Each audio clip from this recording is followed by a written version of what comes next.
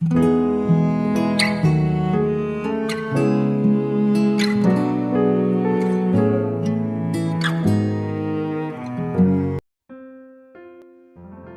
selamat pagi saudara yang dikasihi Tuhan Yesus.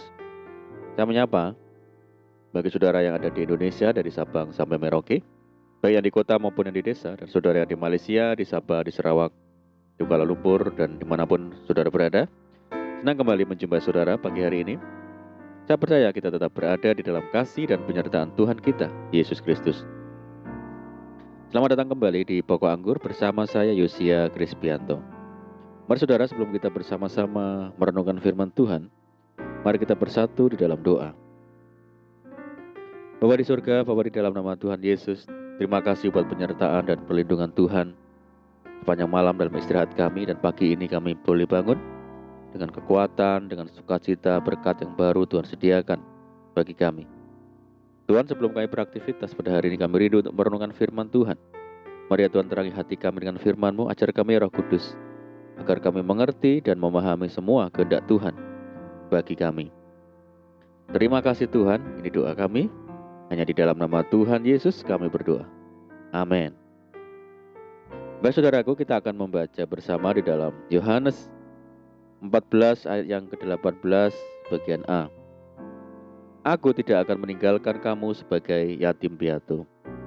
Saudara, saat kita sedang diperhadapkan dengan pergumulan hidup yang berat, seperti menderita sakit penyakit, pergumulan dalam hal ekonomi, seringkali kita berpikir bahwa Tuhan telah meninggalkan kita dan tidak mempedulikan kita lagi.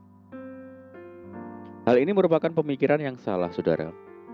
Kita harus mengerti bahwa mengikut Kristus bukan berarti bebas dari masalah atau penderitaan.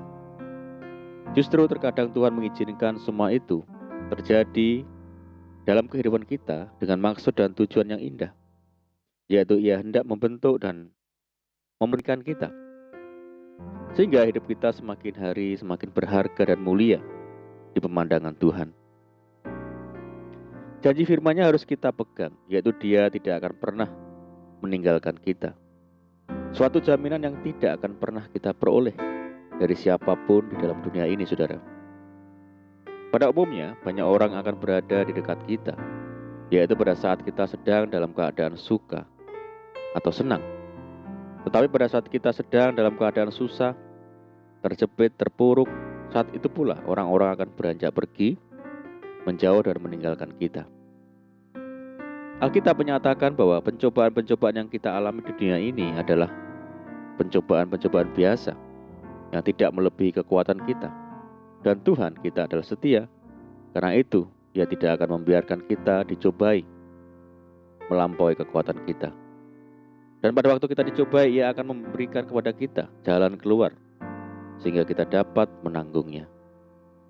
Karena itu, kita tidak perlu takut dan gentar menghadapi masalah apapun, saudara. Semua orang mengakui bahwa keadaan dunia di zaman sekarang ini sungguh sangat menakutkan, di mana ada ancaman varian virus COVID-19 yang baru saat ini, yaitu Omicron, yang diklaim memiliki tingkat penularan yang sangat tinggi, yang sudah menyebar ke Eropa dan beberapa negara Asia. Keadaan seperti inilah yang bisa saja mengancam kita dan membuat kita takut. Tetapi bahaya dan bentuk ancaman apapun yang kita hadapi saat ini, selama kita hidup melekat kepada Tuhan dan tinggal di dalam firman Tuhan, tidak ada yang perlu ditakutkan, saudara. Firman Tuhan berkata, aku sekali-kali tidak akan membiarkan engkau, dan aku sekali-kali tidak akan meninggalkan engkau. Firman Tuhan juga berkata, dan janganlah kamu takut kepada mereka yang dapat membunuh tubuh, tetapi yang tidak berkuasa membunuh jiwa. Takutlah terutama kepada Dia yang berkuasa membinasakan baik jiwa maupun tubuh di dalam neraka. Saudara, ada saat di mana kita pernah menghadapi situasi-situasi yang sulit, yang dapat menyebabkan kita merasa sendiri, merasa sepi dan ditinggalkan, dan tidak dipedulikan.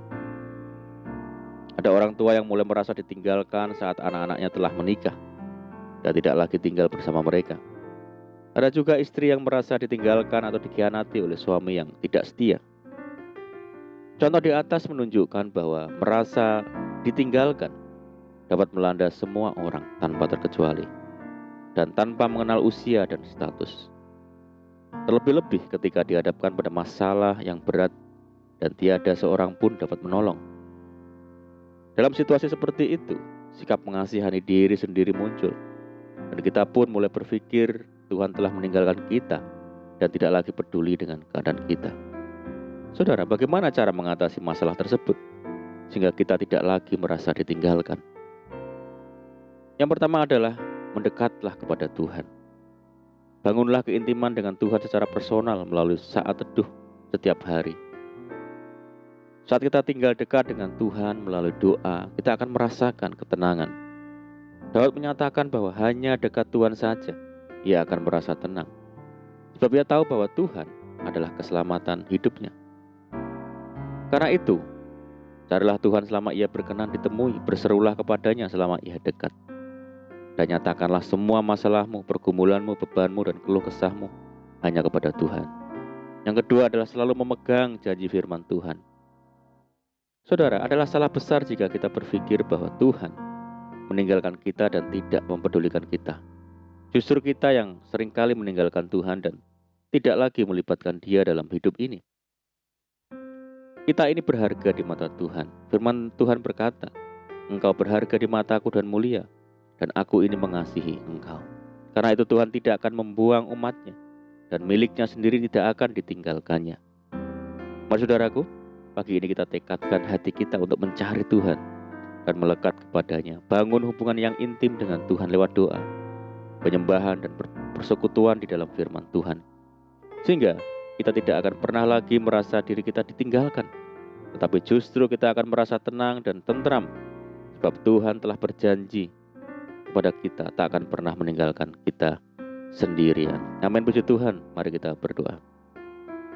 Bapa di surga, Bapa di dalam nama Tuhan Yesus, terima kasih buat firman-Mu saat ini ya Tuhan, bahwa kami Tuhan untuk semakin mencari Tuhan dan melekat kepada Tuhan, sehingga kami merasa tenang saat menghadapi bahaya dan ancaman di dalam dunia ini. Kami percaya Tuhan selalu ada bagi kami dan tidak akan pernah meninggalkan kami. Terima kasih ya Tuhan. Saat ini kami menyerahkan hidup kami hari ini ke dalam tangan Tuhan. Berkati kami hari ini ya Tuhan. Berkati segala usaha kami, pekerjaan yang kami lakukan lewat tangan-tangan kami. Jadikan kami hari ini berhasil dan beruntung. Mohon sertai kami hari ini dengan penyertaan Tuhan yang sungguh sempurna. Mohon petunjuk Tuhan sehingga kami hidup sejalan dan seturut dengan segala kehendak Tuhan. Mari ya Tuhan, limpahi kami dengan sukacita dan damai sejahtera Tuhan hari ini. Dan jauhkan kami dari segala sakit, penyakit, dan malapetaka. Kami berdoa bagi kesejahteraan kota kami, desa kami, daerah kami, dan bangsa kami Indonesia. Saat ini menghadapi pandemi, mari Tuhan berkati daerah kami, pulihkan negeri kami. Belas kasihan Tuhan bagi negeri kami.